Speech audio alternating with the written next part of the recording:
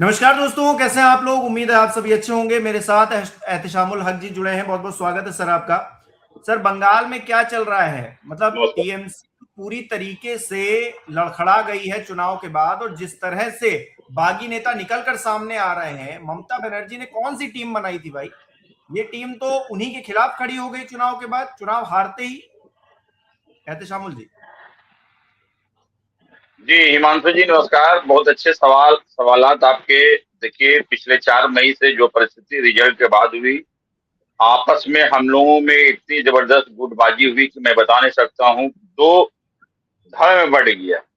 मतलब एक तो होता है कि 60 से 62 लोग जो हमारे अभी दो ग्रुप में जिसको स्पीक की अपोजिशन का लीडर का ये किया गया है, तो वो। और दूसरी बात है, जहां एक तरफ हमारी नेत्री ममता बनर्जी, लेकिन जो परिस्थिति अभी देखने को हिमांशु जी मिल रहा है, ममता बनर्जी के साथ में कोई भी लोग खड़े नहीं है। देखिए, इधर 2 दिन पहले दिल्ली में इंडिया गठबंधन की मीटिंग हुई, और दूसरी तरफ समझ लीजिए कि जो हमारे एमपी थे वो भारतीय जनता पार्टी के नेताओं से संपर्क में थे। तो उसकी वजह यह है कि आपस में बहुत जबरदस्त, मतलब ये फूट पड़ गई है। सिर्फ और सिर्फ रीजन ये है कि डिक्टेटरशिप हमारी पार्टी में, पार्टी का कोई सिस्टम नहीं था। मुझे बोलने में कोई भी जरा भी हिचकिचाहट नहीं है, इसलिए कि पिछले मैं 20 दिन से लगातार बोलते आ रहा हूँ लोगों के बीच में कि पश्चिम बंगाल की जनता ने जनादेश दिया है भय मुक्त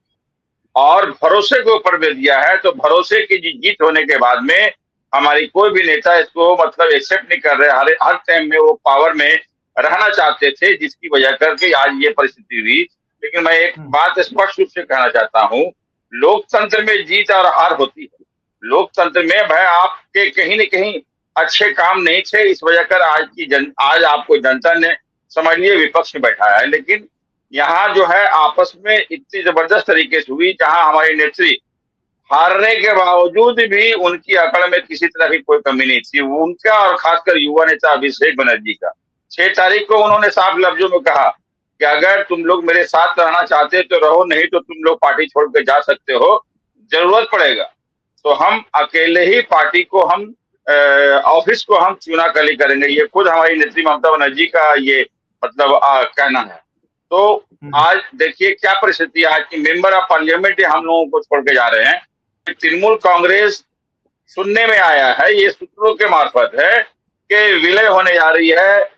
जो पुरानी पार्टी जिससे हमारी नेत्री ममता बनर्जी कांग्रेस से आई थी 1984 में, वो एमपी थी या फिर युवा नेत्री थी कांग्रेस के, इंडियन नेशनल कांग्रेस के, फिर उसी पार्टी में विलय होने की संभावना है। उसकी वजह यह है कि हमारे तृणमूल कांग्रेस को जनता तो नकार दिया, लेकिन जो जनप्रतिनिधि थे, जो चुन के आए थे, वो भी नकार दिए। आज देखिए कि 20 से ज्यादा एमपीज भी जो है हम लोगों को छोड़ के, हमारी पार्टी को छोड़ के चले गए, हमारी नेत्री को छोड़ के चले गए। और 64 विधायक जो ऋतु व्रतो के नेतृत्व में और संदीपन साहा के नेतृत्व में समझ लिए ये चल रही है। और अपोजिशन के लीडर में ऋतु व्रतो और संदीपन साहा मेन भूमिका निभा रहे हैं। हिमांशु जी।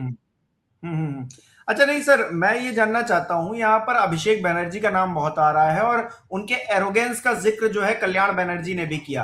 तो ये पूरा रायता अभिषेक बनर्जी का फैलाया हुआ है क्या? टीएमसी में जिस तरह से धड़ाधड़ इस्तीफे हो रहे हैं या फिर चीजें नहीं हो रही, या ममता बनर्जी भी उसी रवैये से काम कर रही हैं जिस रवैये से अभिषेक बनर्जी कर रहे हैं? तो दोनों से नाराजगी है। देखिए, एक बात मैं स्पष्ट रूप से कहना चाहता हूँ हिमांशु जी, आप एडिटर एंड चीफ हैं और आपके नीचे भी कोई लोग हैं, तो कहीं न कहीं दोनों के मिली भगत की वजह से आज ये परिस्थिति हुई। अगर कोई भी अगर उच्च स्तरीय जो मालिक होता है, उनका कोई भी नीचे का अगर होता है, तो उसको अगर मनोबल आप देंगे तो वो बढ़ेगा।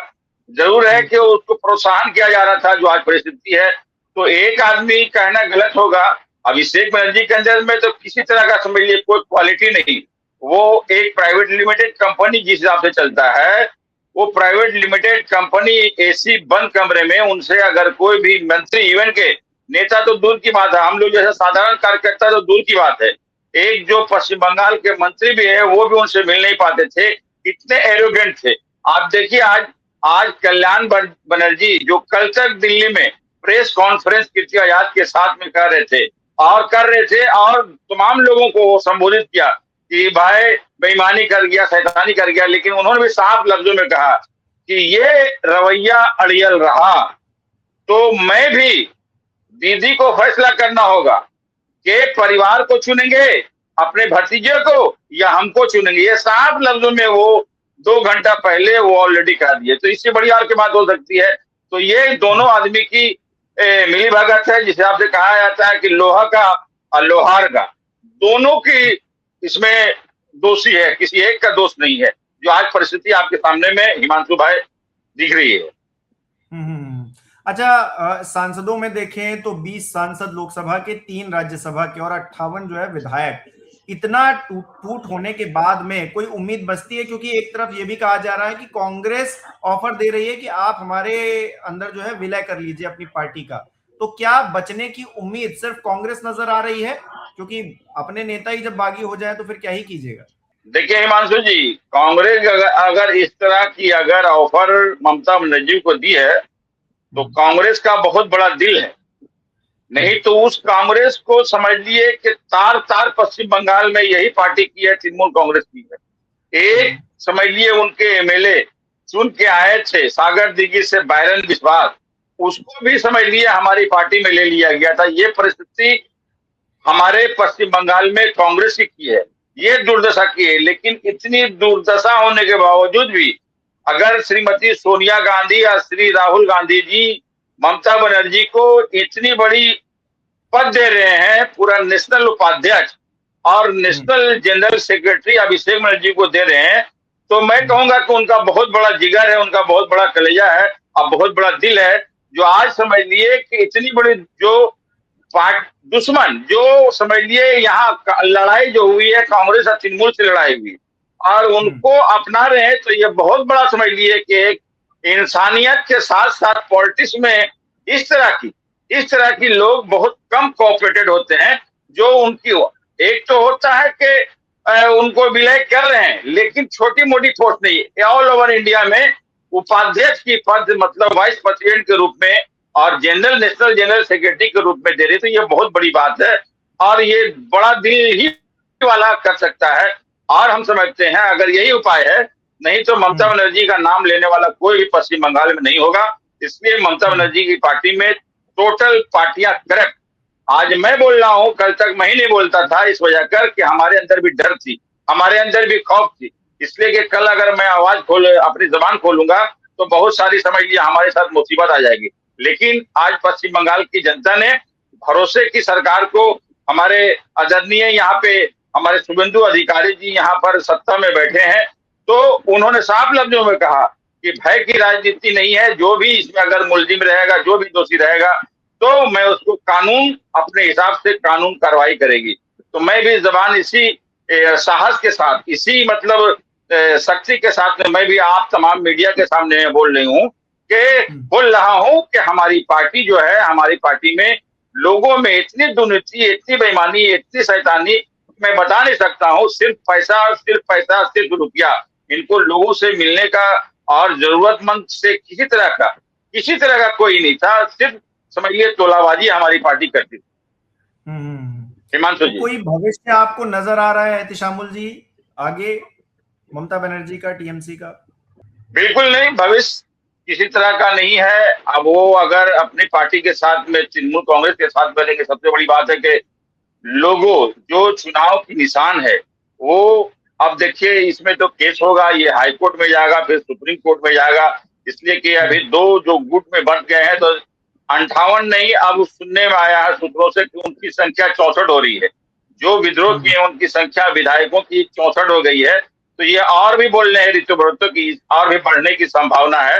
तो हो सकता है कि मतलब उनको चुनाव चिन्ह से भी, निशान से भी उनको समझ लिया हाथ धोना पड़ेगा और तृणमूल अपोजिशन में जो है बागी जो नेता है, बागी जो विधायक है, उनके हवाले हो जाएगा तृणमूल कांग्रेस। जो मतलब ये परिस्थिति है, अब ये बाकी कानूनी कार्रवाई है, जो प्रोसीजर है उसमें क्या आता है। लेकिन ममता बनर्जी जो परिस्थिति है, आज आने वाले दिनों में जिस हिसाब से आप देखा, कल्याण बनर्जी के साथ 20 MP, हमारे 28 MP लोकसभा में थे। हमको लगता है कि 2-3 भी इवन के साइनी घोष, इवन के माला राय जो उनके बहुत करीबी थी, वो भी इनका साथ सूत्रों के हवाले से आ रही है कि वो भी साथ ममता बनर्जी के छोड़ रहे हैं हिमांशु जी। तो ये कहीं ना कहीं समझ लिए कि मतलब जो ये खुशी की बात नहीं है, ये कहीं ना कहीं डिक्टेटरशिप की वजह कर, ताकि आदमी देखिए इत्मीनान से पार्टी करे। और ये ही नहीं है कि मतलब डांट डपट, इस उम्र में भी लोग डांट डपट खाने, आज एमपी अगर एमएलए कोई बनता है तो इस तरह का नहीं होता कि डांट डपट, कोई डिसिप्लिन नहीं, अनडिसिप्लिन में पार्टी चल रही थी जिसको बोलते हैं हिमांशु जी। आज जिसका जीता जागता रवैया पश्चिम बंगाल की जनता ने समझ लिए हमारे विपरीत की, और जनता ने समझ लिए जनादेश जो दिया है भारतीय जनता पार्टी को दिया है। और ये बहुत सही फैसला, मैं भी कहूंगा ये बहुत सही फैसला हुआ। हम लोगों को विपरीत में बैठाया गया, विपक्ष में बैठाया गया, ये एक अच्छा मैसेज है। और उम्मीद करते हैं कि डबल इंजन की सरकार पश्चिम बंगाल में जो 49 साल के बाद में यहाँ आए हैं, तो उम्मीद करते हैं कि यहाँ समझ लिए डेवलपमेंट इंडस्ट्री भी बहुत सारे लगेंगे, यहाँ के लोगों के अंदर में विकास की उम्मीद झलक रही है। और हम भी ये उम्मीद कर रहे हैं कि पश्चिम बंगाल का डेवलपमेंट बहुत से बहुत ज्यादा होगा हिमांशु जी। अच्छा, एक चीज आखिरी सवाल मैं ये पूछना चाहूंगा। शताब्दी रॉय कह रही हैं कि वी विल मिस यू दीदी। इमोशनली मैं गलत हूं, ये बात एक्सेप्ट कर रही है शताब्दी रॉय, और कह रही हैं कि राजनीतिक रूप से वो सही है। अब इसके क्या मायने, मतलब कुछ जमीर भी जग रहा है, जो नेता ममता बनर्जी का साथ छोड़ रहे हैं उनको इस बात का एहसास है कि वो गलत कर रहे हैं, बावजूद इसके वो गलत कर रहे हैं। तो क्यों गलत कर रहे हैं, ये सवाल मतलब जनता जानना चाहती है कि आपको पता है कि एक तरफ जो है आप गलत कर रहे हैं, ममता बनर्जी को आप जो है हारने के बाद छोड़ रहे हैं तो गलत है, लेकिन फिर भी कर रहे हैं। तो इसको किस तरह से देखें, बैलेंस करने की कोशिश कर रहे हैं क्या वो लोग? देखिए, ये तो बिल्कुल सही बात है हिमांशु जी, बैलेंस करने की कोशिश है, लेकिन पॉलिटिक्स में कोई भी हमेशा समझ लिए रहने वाले लोग नहीं है। इसलिए कि परसेंटेज देखेंगे कि इसमें जो है अपने पहले देखते हैं कि हमारी फायदा, हमारी लाभ किसमें। चाहे मैं हूं, चाहे कोई भी, शताब्दी राय भी आज कर रही है तो उनकी कुछ ना कुछ मजबूरी है, जो छोड़ के जा रही है कुछ ना कुछ वजह है। तो इस तरह का मीडिया में इस तरह के लोगों के बीच में बोलना पड़ता है कि भाई एक बात सही है कि दीदी से सभी लोग प्यार करते हैं, इसमें कोई दो राय नहीं है। दीदी एक ऐसी नेत्री जिसके सारे लोग, सारे पार्टी के, इवन के सारे कार्यकर्ता, सारे पश्चिम बंगाल के लोग प्यार करते हैं।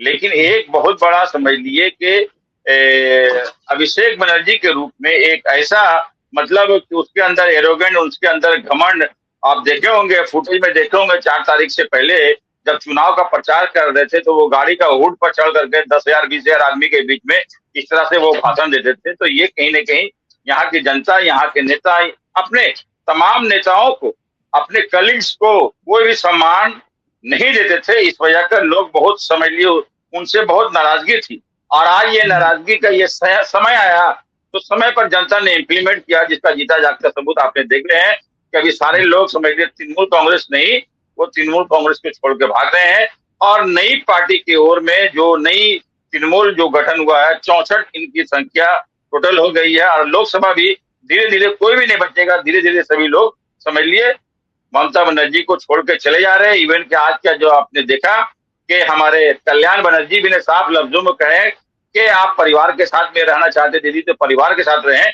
लेकिन मैं आपके साथ में ऐसी परिस्थितियों में नहीं रहूंगा। आपको चुनना होगा तो किसी एक को चुनना होगा। अभिषेक बनर्जी को पार्टी से अगर निलंबित करेंगे कोई जगह भी नहीं, ये भी बात बोल दिए, वो कोड कर दिए एक बात को कि अगर उनको पार्टी में कोई पोजीशन बना हुआ रहेगा तो भी मैं नहीं रहूंगा, उसको पार्टी से निकालना होगा, तभी मैं आपके साथ में रहूंगा। और ये फैसला आपके हाथ में है, आप जैसा कहेंगी मैं वैसा करूंगा। हिमांशु जी, बहुत बहुत शुक्रिया सर हमारे साथ जुड़ने के लिए, तमाम बातचीत के लिए।